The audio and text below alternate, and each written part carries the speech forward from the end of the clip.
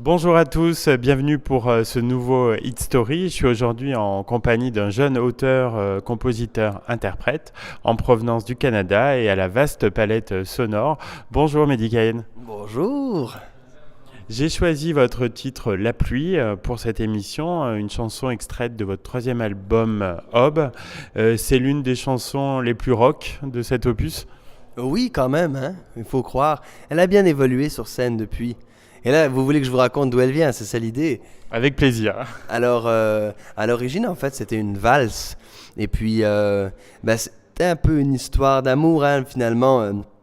La métaphore qui est dans la chanson et qui se retrouve ailleurs dans l'album, c'est sur l'eau comme étant un symbole des multiples formes que peuvent prendre l'amour, que ce soit de la neige, de la pluie, de la sueur, de la salive, etc.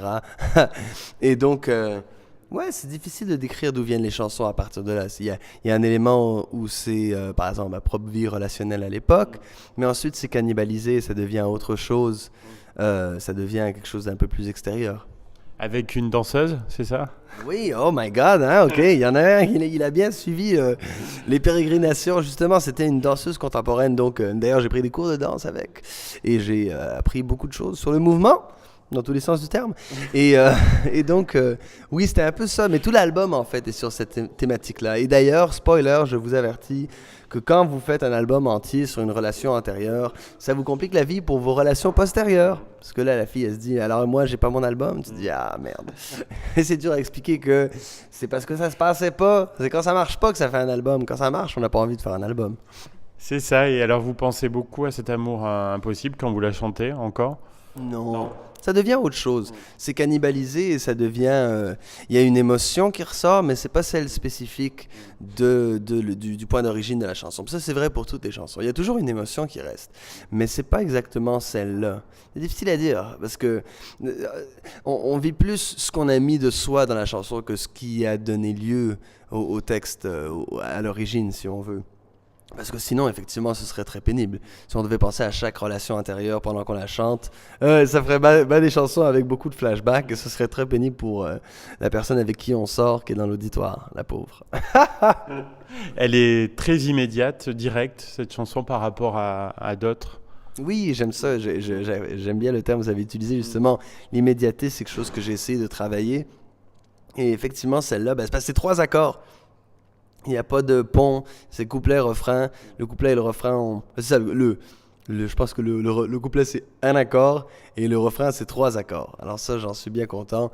Et effectivement, je pense que la quête d'immédiateté se retrouve plus encore dans l'album que je suis en train de terminer en ce moment.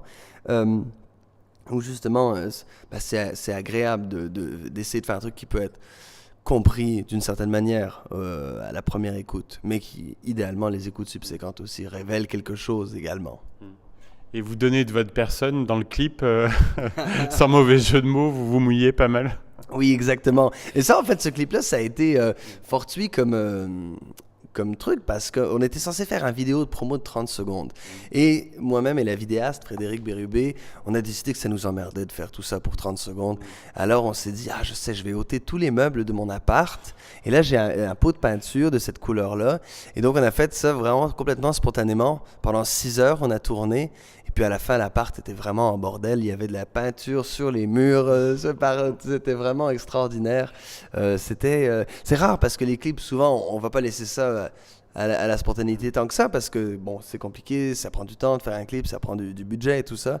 Mais là, ça a vraiment été assez magique comme tel. C'était un espèce de rituel de purification de l'espace. Ça a bien marché et c'était bien salissant aussi. Et d'ailleurs, par terre, il y a comme des trucs de journaux par terre où je marche. Ça, c'est toutes mes anciennes coupures de presse. Fait qu'il y avait vraiment un élément de remise, retour à zéro. C'était bien agréable. On invite en tout cas nos auditeurs à aller le visionner. Et donc la chanson a été primée au Canada. Oui, c'est vrai, elle a gagné un prix de la chanson primée Socan. Ça, c'est agréable, effectivement. Oui, effectivement, j'avais oublié, mais c'est le fun. Et puis, la chanson, c'est drôle parce elle est à la fois comme beaucoup d'autres de nos chansons, elle finit un peu en queue de poisson, et en même temps, justement, elle est plus immédiate que d'autres trucs dans ma discographie, si on veut. Donc ça n'a pas marché avec la fille, mais ça a marché avec la chanson, puisqu'elle a eu un vrai succès. C'est une belle consolation. C'est l'histoire de ma vie, effectivement.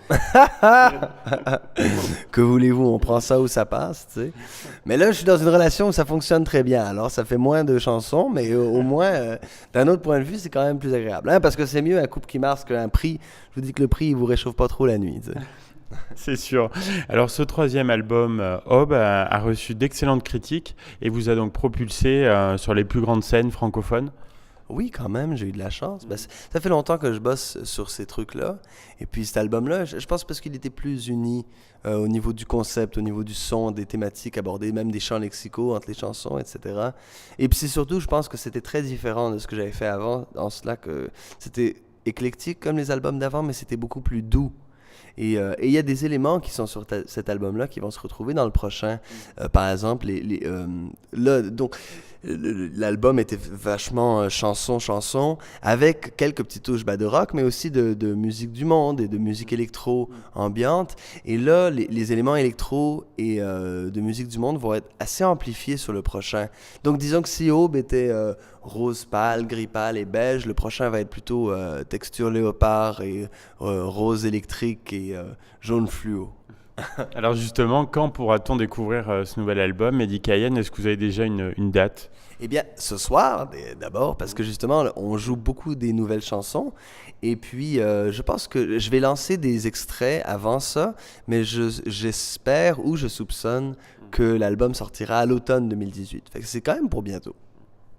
Alors, vous aimez bien être devant un public et il paraît que vous électrisez n'importe quelle scène. Oui, effectivement. C'est ce qu'on dit. Parce que j'allais faire une blague sur les vaches avec les barrières électriques, mais là, j'ai pas trouvé la bonne formulation. Mais c'est vrai que je suis un peu cloche, alors ça tiendrait bien comme image. Mais oui, j'aime ça, mettre le feu, métaphoriquement, bien sûr, pas littéralement. Sinon, c'est compliqué, une fois qu'on est arrêté pour incendie, pour pyromanie, de continuer à tourner.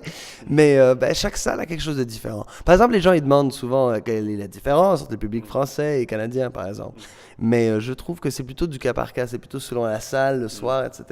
Il y a toujours quelque chose à faire dans une salle, il y a toujours quelque chose de différent aussi, comment l'énergie se propage, même comment le son se propage, etc. Ça donne différentes modalités à explorer au niveau scénique. J'aime beaucoup aller chercher qu'est-ce qui va rendre ce spectacle-là différent des autres. Pas seulement dans ce qui est dit entre les chansons, mais vraiment dans l'approche, dans la manière de bouger, etc. C'est vraiment agréable pour moi. C'est une partie du métier dans laquelle je me sens très à l'aise. Pas le fait d'être devant du monde et de se faire applaudir, mais le fait de susciter, d'engendrer une sorte de mouvement, une certaine émotion, etc. Donc vous venez d'entamer une grande tournée en France sur tout le mois de mars. Heureux donc d'aller au contact du public français. Oui, puis c'est comme un retour aux sources parce que ma mère est française, hein, donc moi je suis citoyen européen et donc c'est très agréable parce que c'est comme un retour à la maison mais qui est en même une maison façonnée par un imaginaire aussi, donc c'est agréable. J'ai pas cette sensation d'autre qu'on aurait si j'allais ailleurs dans le monde par exemple. Et donc ça c'est très très agréable pour moi, c'est vraiment un grand honneur. Puis c'est le fun aussi, ça fait plusieurs fois que je viens en France faire des spectacles, mais c'est vraiment super de faire une vraie tournée d'un mois avec plein de spectacles consécutifs. Et du coup j'ai pu faire plusieurs trucs dans les temps libres qui sont planifiés comme des photos mais aussi des vidéos. Puis j'ai même trouvé un studio extraordinaire dans lequel je peux enregistrer dans mes temps libres. Donc c'est dans l'ensemble... ça se passe super bien, puis j'ai hâte. Il faut juste bien manger maintenant et bien dormir, comme les parents l'ont dit. Et vous allez rester quelques jours en Auvergne, hein, puisqu'après le concert d'hier à la Dodoche de Landes, vous serez ce soir au Rexy à Rion et demain au Sémaphore de Sébaza. Alors, est-ce que vous profitez un peu de l'Auvergne ? Oui, absolument. C'est très particulier parce qu'on est dans une école primaire. Alors, quand on se lève le matin sur le balcon, il y a des enfants qui jouent. Et Dieu sait que s'il y a un microcosme du monde tel qu'il est, c'est bien une cour de jeunes enfants qui jouent. Fait que c'est pas mal cool. Et il y a des endroits là où j'ai jamais été de ma vie. Il y a des endroits où je retourne.